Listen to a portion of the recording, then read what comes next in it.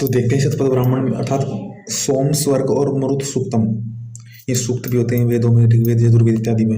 ऋग्वेद का नवमंडल तो पूर्णतः सोम पर आधारित है और शतपथ ब्राह्मण के तीसरे चतुर्थ कांड में सोमयाग का वर्णन है। सोम वनस औषधि को भी कहते हैं, सोमलता होती है, परंतु यहाँ पर वेद इत्यादि में इसका प्रधान अर्थ से विद्या समाप्त किए हुए स्नातक के रूप में लिया गया है कि उपयोग 10वें मंडल में वध्युर भवत, वधु की कामना करे सोम, और सोम के जन्म का वर्णन करते हैं। वेद कहता है कि ऋक वाक सत्य श्रद्धा तब से उत्पन्न होता है सोम। ऋतवाकेन श्रद्धेय सत्येन तपसा सुतः, अर्थात जो अच्छा श्रेष्ठ उसको प्राप्त होता है वह उसको कहते हैं कि विप्र तथा बुद्धि और कर्म से उत्पन्न होता है। ऋतम वदम रतन विघ्न सत्यम वदम सत्य कर्मन धिया विप्रो अजायता है यजुर्वेद। सूर तथा उत्तम आयुधों को धारण करता है। ऐसे अनेकों ऋग्वेद में मंत्र हैं। प्रतिवादियों की ओर से यह प्रश्न किया जाता है कि सोम के विषय में वेद में धारा है, पवस्व धारा के साथ बहने वाला, द्रोणे स्थित द्रोण में स्थित, कलशे स्थित कलश में स्थित आदि शब्द वनस्पति के आदि शब्द ऐसे हैं जो सोम का वनस्पति होना सिद्ध करते हैं। इस पर ग्रंथकार का कथन है कि इनसे अधिक इतना ही सिद्ध होता है कि सोम का एक गौण अर्थ वनस्पति विशेष भी है। साथ ही इन शब्दों से स्नातक अर्थ में संगति लग सकती है। स्नातक अर्थ होता है इनको अब विस्तार से बताएंगे। जो सोम का अर्थ स्नातक भी है कि धारा के संबंध में वेद स्वयं कहता है कि यह धारा जल की धारा नहीं किंतु ऋतः सत्य ज्ञान की धारा है। ऋतस्य धारा है, अर्थात ऋतः जो संसार में नियम है ईश्वर ने बना रखे सृष्टि में चित्त के सृष्टि में सत्य की ओर से वह घिरा हुआ है और स्वयं भी उस पथ पर सत्य के पथ पर ही चल रहा है। वह श्रेष्ठ ज्ञान की धारा में बह रहा है, अर्थात उसके आसपास भी सत्य है और वह चल भी रहा है सत्य के पथ पर ही। जो उसको चित्त मिलता है उसी अवस्था में उसका उपयोग कर लेता है, तो सत्य की ज्ञान की धारा में बहता है। स्नातक सोम ज्ञान की धारा के साथ बहता हुआ कार्यों में प्रवृत्त होता है। अन्यत्र स्पष्ट ही ऐसा कहा गया कि यह धारा विप्र मेधावी की धारा है, जो मेधावी बुद्धि वाला है। ऋग्वेद 9वें मंडल सूक्त का विप्रस्य धारा, मेधावी की धारा ज्ञान धारा ही होती है। इसलिए पहला धारा वनस्पति के रूप में नहीं, यह स्नातक के रूप में प्रधान इसका अर्थ लगाना चाहिए। अब देखते हैं कलश शब्द को लीजिए। कल का अर्थ है मधुर शब्द, इसलिए मधुर शब्द वालों को कलकंठ कहा जाता है। मधुर शब्द जिसमें किया जाए उस व्याख्यान मंडप या व्याख्यान वेदी को कलश कहेंगे। अर्थात मैं स्वयं सत्य हूँ, जो कहूँगा जैसा हूँ ऐसा ही अन्य के समक्ष में प्रस्तुत कर रहा हूँ, वैसा ही कह रहा हूँ। उसमें कोई बाधा नहीं है, उसमें अपने विस्तार से बिना संकोच के अपनी बात कह पाता हूँ। कोई पीड़ा नहीं है, अपने कर्म में मैं कोई दबाव नहीं महसूस करता। अपने कर्म में मैं समाज के प्रति कर्तव्य में मुझे बोझ, आलस, पीड़ा, दबाव अनुभव नहीं होता। मैं बिल्कुल उसको स्वतंत्र रूप से कार्य कर रहा हूँ, अपने ज्ञान के रूप से कार्य कर रहा हूँ। परिस्थिति में मुझे कष्ट अनुभव नहीं हो रहा और मुझे अच्छा अनुभव हो रही है। अर्थात मैं ऐसा मेरा भाव है, उसके अनुसार मैं सत्य धारण करता हूँ।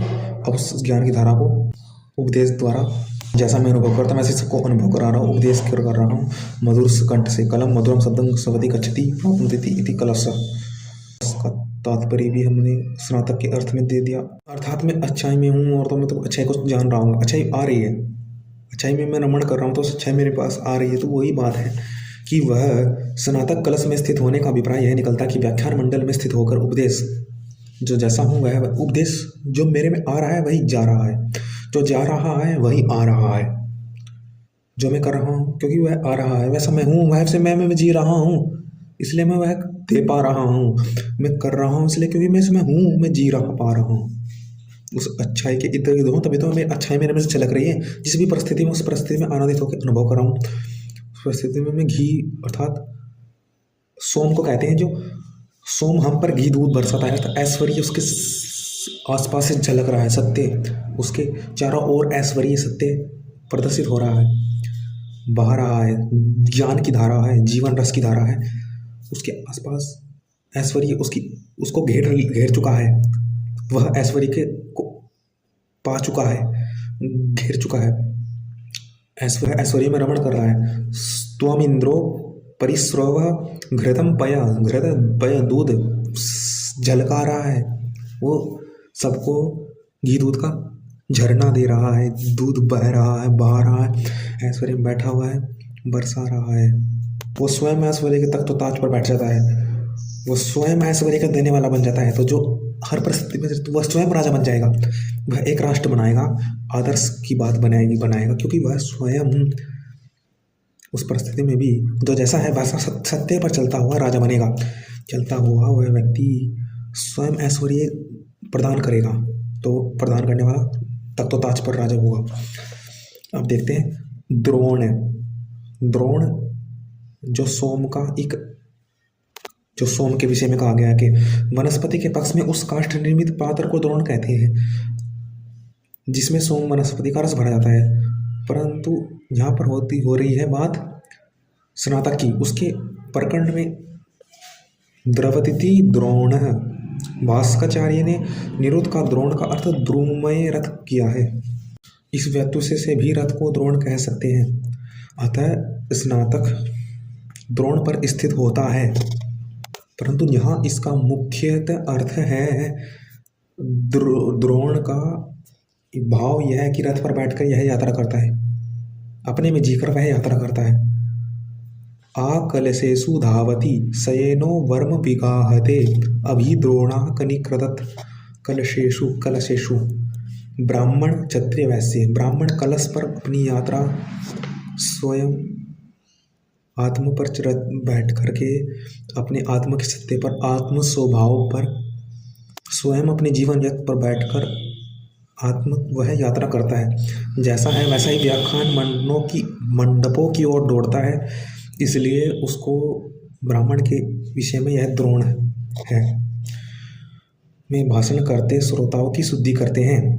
ब्राह्मण स्नातक कलशों की ओर अर्थात व्याख्यान मंडपों की ओर दौड़ते हैं। रथ पर बैठकर यात्रा करता है, अपने गुणों से वह वहां तक पहुंचता है। रथ पर बैठकर यात्रा करता है क्षत्रिय।